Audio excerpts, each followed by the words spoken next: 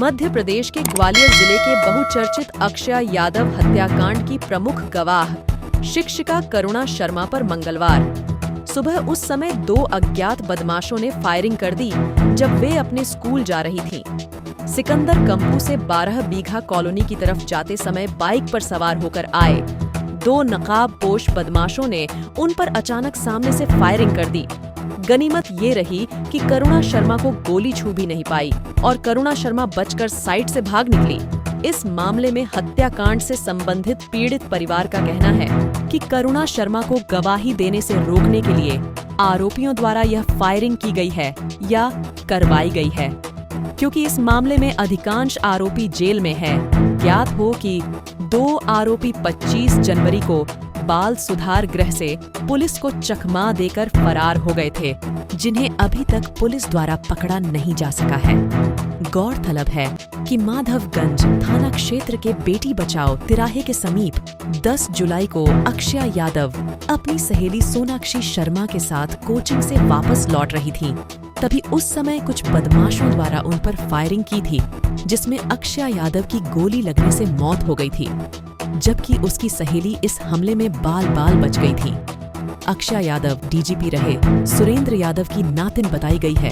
घटना की सूचना मिलते ही एडिशनल एसपी गजेंद्र सिंह वर्धमान और माधवगंज थाने की पुलिस मौके पर पहुंच गई थी। पुलिस को जांच में मौके से 2 कारतूस के खोखे मिले हैं, जिन्हें एफएसएल में जांच के लिए भेजा गया है।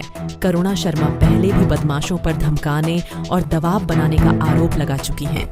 पुलिस का कहना है इस मामले में सभी खड़ियों को जोड़ा जा रहा है और भौतिक तथा वैज्ञानिक सबूतों के आधार पर बदमाशों के खिलाफ एक्शन लिया जाएगा। फरियादी आज घर से अपने रूटीन वर्क से जा रही थी 9 बजे के आसपास। तो जैसे ही वो घर से 1 किलोमीटर के आसपास पहुंची तो रास्ते में उसके 2 अज्ञात व्यक्ति मिले, मुंह पे कपड़ा बंधा था। तो एक व्यक्ति पास में आया, उसको धमकी दी और उसके बाद फायर किया है। घटना स्थल का हमने मौका मुआयना किया, हमको एक खाली खोखा मिला है। मामले में प्रथम दृष्टया जो तथ्य सामने आ रहे हैं उसके हिसाब से हम वैधानिक कार्रवाई कर रहे हैं और अनुसंधान के दौरान जो भी साक्ष्य प्राप्त होगा उस हिसाब से वैधानिक कार्रवाई की जाएगी। फरियादी पर लगातार दबाव बनाया जा रहा है पहले से ही। पुलिस के पास कई बार फरियादी पहुंचा है शिकायत लेके सुरक्षा के लिए।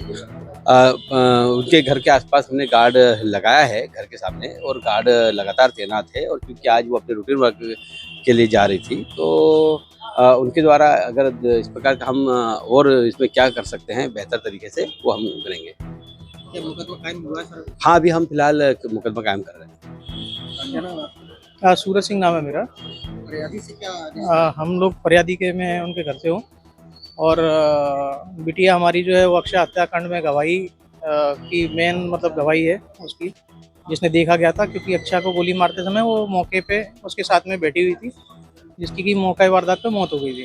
क्या घटनाक्रम क्या है? घटनाक्रम ये है कि अभी जितने भी लोग जो बंद हैं जेल में, जो आरोपी बंद हैं, कुछ जेल से फरार हो गए हैं, जो कि बाल सुधार गृह से जो फरार हुए थे, उसमें भी अच्छा हत्याकांड के 2 आरोपी हैं जो अभी भी बाहर हैं। उनका अभी तक कोई सुराग नहीं मिल रहा है।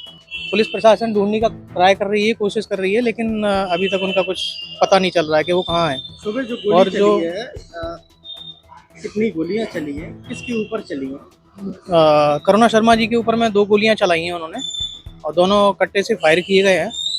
एक गोली तो वहीं मौका वारदात पे पड़ी हुई मिली है और दूसरी शायद हो सकता है उनके उसमें अटकी हो या फिर क्या हुआ हो, मालूम नहीं है, उसका आइडिया नहीं है। क्या इरादा था गोली चलाने?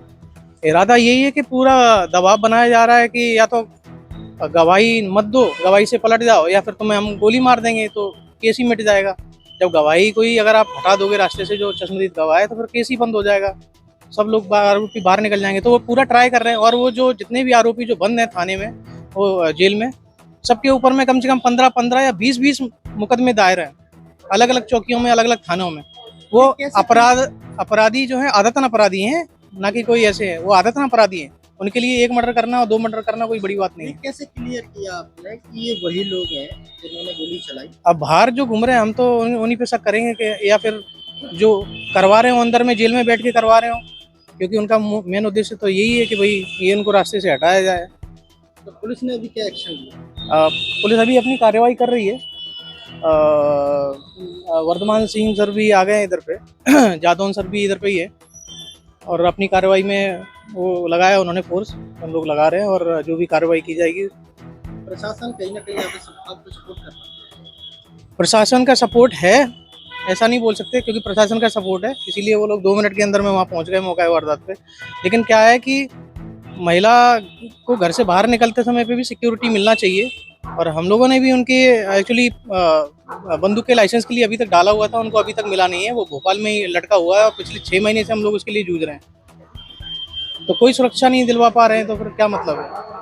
एटलीस्ट उनको जो उनका लाइसेंस है वो तो उनको मिल जाना चाहिए, तो कम से कम वो अपनी सुरक्षा कर पाए, या उनके सिक्योरिटी गार्ड एक साथ में रहना चाहिए उनके, जो जहाँ भी अगर वो जा रही हैं, तो ऐसे घटना कम से कम ना होती आज। कितने बजे की घटना थी? ये सुबह 9 बजे के दरमियान घटना है। किस जगह की?